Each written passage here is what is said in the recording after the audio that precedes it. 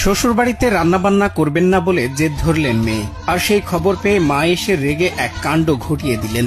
এতদিন জানতাম শাশুড়ির জ্বালায় বউয়েরা অস্থির থাকে, কিন্তু এখানে তো উল্টো চিত্র। মায়ের হাতে মেয়ের দফা রফা। মা তার মেয়ের রান্নার আলসেমি দেখে সোজা খেলার ব্যাট নিয়ে শুরু করলেন প্র্যাকটিস।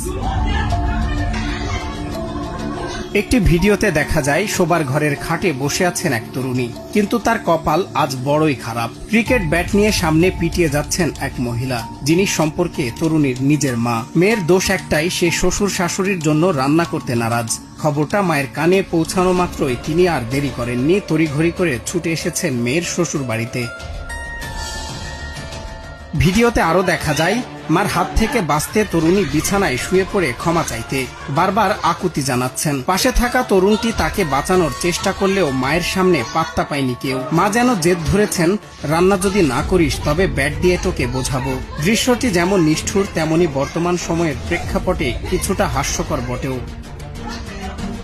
ভিডিওটি ভারতে প্রিয়া সিং নামের এক্স অ্যাকাউন্ট থেকে পোস্ট করার পর সামাজিক যোগাযোগ মাধ্যমে ভাইরাল হয়ে যায়। এ নিয়ে একদল বলছেন, মা ঠিক কাজই করেছেন, শ্বশুর বাড়িতে কাজ না করলে কি হয়। অন্য দল আবার খেপে গিয়ে বলছেন, আরে ভাই, রান্না করতেই হবে এমন কথা সংবিধানে কোথাও লেখা আছে? অনেকে ঘটনাকে লজ্জাজনক দাবি করে বলেন, একজন মা হয়ে নিজের মেয়ের গায়ে এভাবে হাত তোলা মোটেও ঠিক হয়নি।